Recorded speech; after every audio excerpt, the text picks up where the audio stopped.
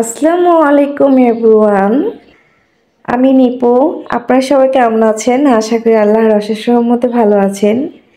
আজকে দেখেন রাত্রে 2টার উপরে বাজে, ক্ষুধা লেগে গিয়েছে, কি করব। ফ্রিজ থেকে একটি আপেল নিয়ে এসে খাওয়া শুরু করলাম। আর এই পাশটাতে মানহা কিন্তু গভীর ঘুমে আছে। আসলে মাঝে মধ্যে এমনটা হয় আমার।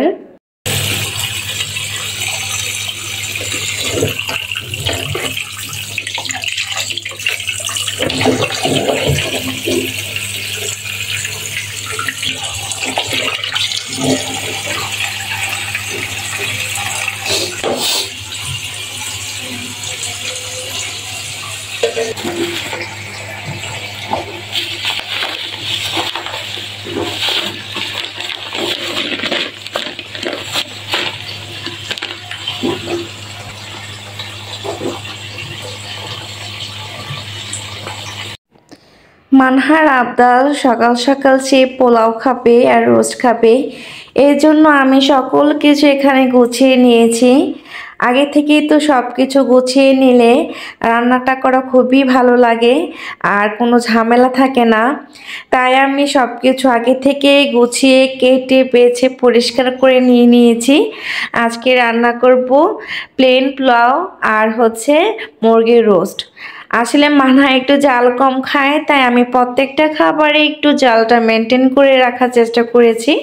এর জন্য আমি এখানে দেখেন কাঁচামরিচগুলো ফালি করে নিয়ে জাস্ট একটু মাঝখান থেকে ভেঙে দিচ্ছি। আসলে বাচ্চাদের আবদার মাঝে মাঝে মেটাতে না পারলে প্রত্যেকটা মারই খারাপ লাগে। তাই আমি চেষ্টা করি আমার মেয়ে যেটা পছন্দ করে আমি সেটা সময় সাপেক্ষ হলেও করার চেষ্টা করি আর কি, এইটাই, আর কিছু নাই। প্রত্যেকটি মানুষের লাইফে কিন্তু খাবার ছাড়া কিছুই নাই। আপনি আমি যে টাকাগুলো ইনকাম করছি বাচ্চাদের জন্য, নিজেদের দৈনিক যে চাহিদাগুলো মেটানোর জন্য সবচেয়ে থেকে বেশি প্রয়োজন হয় খাবারে। তাই আমরা সবাই চেষ্টা করি ফ্যামিলির প্রত্যেকটা মানুষ যাতে নিজের পছন্দের খাবারটা খেতে পারে। সেটা কিন্তু অন্তত আর কেউ না হোক বাবা মা চেষ্টা করে। এক সময় আমার বাবা মা আমারটা পছন্দের যে খাবারটা দেওয়ার চেষ্টা করতো, এখন নিজে মা হয়েছি তাই নিজে চেষ্টা করি। আমি কিন্তু এই যে কথা বলতে বলতে পেঁয়াজ মরিচের সাথে মশলা অ্যাড করে দিয়েছি, সাথে 1 চামচের মতো ঘি অ্যাড করে দিয়েছি। যেহেতু আমি প্লেন পোলাওটা রান্না করবো আজকে, তাই এখানে আমি ঘিটা একসাথে দিয়ে দিয়েছি তেলের সাথে। আর সামান্য পরিমাণ আদা রসুনের পেস্ট দেব। এটা আপনারা স্কিপ করতে পারেন, বাট আমি দেই যাতে পোলাওয়ের যে একটা সুন্দর ফ্লেভারটা বজায় থাকে। আমার কাছে মনে হয় এটা দিলে ভালো লাগে, তাই এখানে আমি দেওয়ার চেষ্টা করেছি। আর পরিমাণ মতো লবণটা অ্যাড করে দিয়েছি। আর যদি প্রয়োজন হয় আমি আবার অ্যাড করে নিব। এখন আমি যেই চালটা নিয়েছি এটা কিন্তু ওয়াশ করে রেখেছি আগে, আপনারা দেখতে পেয়েছেন। এখন আমি চালগুলো এখানে দিয়ে দেব, একটু ভাজা ভাজা করব আর কি, আর কিছু না। জাস্ট হালকা ভাজা ভাজা করে আমি এর মধ্যে পরিমাণ মতো পানিটা দিয়ে দিব। অনেকেই কিন্তু এই পোলাওটা হাতে মেখে একসাথে দিয়ে দিতে পারেন। জাস্ট একসাথে পেঁয়াজ মরিচ আদা রসুন সব কিছু মেখে লবণটা দিয়ে পোলাও চালটা একসাথে অ্যাড করে একবারে বসিয়ে দিতে পারেন, এবং লাস্টের দিকে কিন্তু ঘি দিয়ে দিলেই হয়। আমি কিন্তু দুইভাবে এই পোলাওটা করি। এই যে আমার কিন্তু এখানে আগে থেকে কিছু মটরশুঁটি আমি পাশের চুলাতে সেদ্ধ করে নিয়েছি, এই পর্যায়ে এসে দিয়ে দিব। আর পানিটা দিয়েই পরিমাণ মতো আমি হালকা আঁচে বসিয়ে দেব। আমার কিন্তু এই পোলাওটাতে একটু পোড়া লাগবে না, কারণ যেহেতু আমি হালকা আঁচে রান্না করব আর পাশাপাশি রোস্ট রান্না করব, এর জন্য আমি কিন্তু এখানে মুরগিটা ক্লিন করে নিব। আর এখানে ক্লিন করে নিয়েছি অলরেডি। আমি এগুলো সব কিছু পিসেস করে নিব। এখন আমি আসলে বড় পিস করব না, ছোট ছোট করে রোস্টটা রান্না করব। তাই আমি আমার ছোট ছোট করে কেটে নিলে হয় কি মশলাটা সুন্দরভাবে ঢুকে। এই যে দেখেন আমার কিন্তু পোলাওটা অলরেডি হয়ে গিয়েছে, কি ঝরঝরে হয়েছে দেখেন।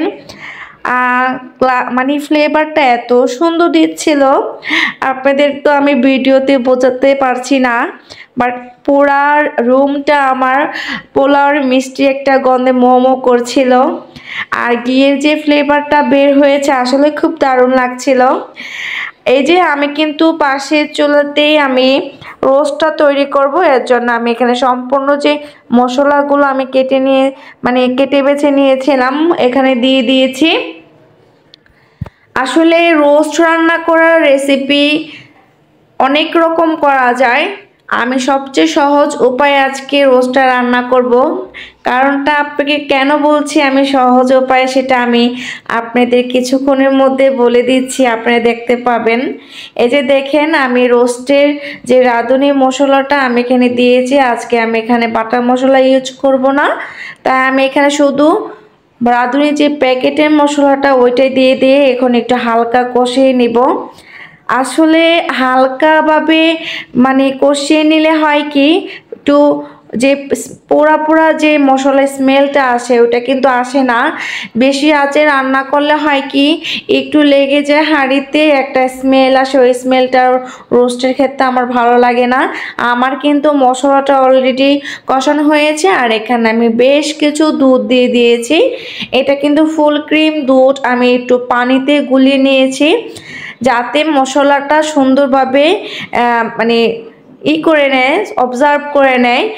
আসলে এই যে রোস্টার কথা বলছিলাম আমি, অনেক সহজ উপায়ে আজকে রান্না করব। দেখেন যে মশলাটা আমি কষিয়েছি, জাস্ট ওইখানে কিন্তু আমার মুরগিটা দিয়ে দিয়েছি। কারণ অনেকে আপনারা মুরগিটা হালকা আঁচে একটু ভেজে নেন, ওইটার টেস্ট যেরকম আসবে এইভাবে রান্না করে আশা করি তার থেকে খারাপ লাগবে না। তাই একটু ঝামেলা ছাড়া রান্না, তাড়াতাড়ি যেহেতু হয়ে যায়। সকালবেলা পোলাও আমার রান্না অলরেডি কমপ্লিট, আর এখানে রোস্ট হওয়ার পথে। কারা কারা আমার মতো এভাবে রান্না করতে পছন্দ করেন? টেস্ট কিন্তু হেরফের হবে না, জাস্ট ওই রোস্টের মতো হয়। অনেকটা তো বিয়েবাড়ি ফ্লেভার চলে এসেছে। আমার কাছে কিন্তু খুবই ভালো লাগছিল রোস্ট আজকে রান্না করে, কারণ এইভাবে আমি মাঝে মধ্যেই রান্না করি ঝামেলা ছাড়া। প্যাকেটের মশলা জাস্ট পেঁয়াজ মরিচ কেটে নিলেই হয়, আর ঘরে যদি থাকে গরু দুধ তাহলে তার কোনো কথাই নেই। দেখেন কালারটা কত সুন্দর এসেছে। আমি একটু লাইটটা অফ করে দিলাম ক্যামেরার, যাতে রিয়েল কালারটা বোঝা যায়। এই যে দেখেন কি সুন্দর এসেছে না কালারটা। আমার কিন্তু রোস্ট রান্না অলরেডি কমপ্লিট। এই যে দেখেন আমার মেয়ে আমাকে ডাকছে, মা রোস্ট হয়েছে। আমি খুবই তাড়াহুড়া করছিলাম। এই যে দেখেন কষানো হয়ে গিয়েছে, এখন কিন্তু আমি হালকা একটু পানি দিয়ে দেব, বেশি না, জাস্ট একটু গ্রেভিটা থাকার জন্য। এখন আমার একটু জাল দিয়ে দিলে আমার রান্না কিন্তু অলরেডি কমপ্লিট হয়ে যাবে। আমি আসলে রান্না করতে খুবই পছন্দ করি। আমার ডেইলি লাইফস্টাইলের মধ্যে সবচাইতে সুন্দর সময়টাই কাটে আমার রান্নাঘরে। কারণ আমার রান্নাঘরটা আমার কাছে খুবই আপন মনে হয়। এজন্য আমি আপনাদের কাছে আজকে ব্যাপারটা শেয়ার করলাম। আমি কিন্তু মাঝখান দিয়ে এখানে হালকা পরিমাণে চিনি দিয়ে দিয়েছি টেস্টের জন্য, আর বেশ কিছু কাঁচামরিচ এখন দিয়ে দিলাম। লাস্টের দিকে কাঁচামরিচটা দিলে কি হয়, একটা হালকা একটা মিষ্টি ফ্লেভার আসে, ওই জন্য দিয়েছি। আর দেখতে খুবই সুন্দর লাগে। আমার কিন্তু রান্না কমপ্লিট করে আমি আমার হাঁকে খাবার দিয়ে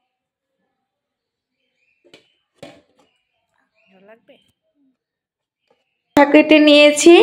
আর এখানে আমার রোস্ট, এই যে মেয়ে বলছিল মা গ্রেভিটা আমাকে দাও, খুবই মজা হয়েছে। সে কিন্তু যেটা পছন্দ করে, যেটা তার জিভে টেস্ট লাগে সেটাই বলে।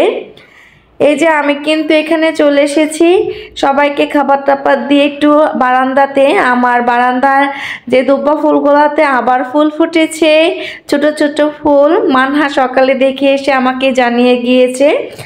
ওকে খাবারটা দিয়ে এখন আমি চলে এসেছি, দেখি আসলে কি অবস্থা। খুবই সুন্দর লাগছিল।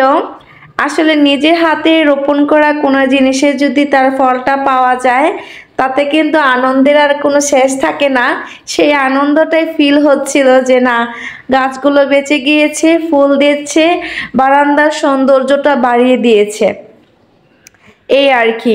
এই যে দেখেন দূর থেকে কত সতেজ লাগছে না। এই গাছগুলো কিন্তু একদম শুকনো অবস্থায় ছিল রাস্তা থেকে যখন আমি নিয়ে এসেছিলাম। এখন কিন্তু দেখেন সুন্দরভাবে জীবন পেয়েছে, তারা ফুল দিচ্ছে। আমার কিন্তু সম্পূর্ণ কাজ শেষ করে বিকেলে একটু নাস্তার আয়োজন করলাম, একটু ফ্রুটস, মানহাও খাবে আমিও খাবো। আজকের ব্লগটা আপনাদের কেমন লেগেছে জানিয়েবেন, আশা করি সবার কাছে ভালো লেগেছে। আসসালামু আলাইকুম, আল্লাহ হাফেজ।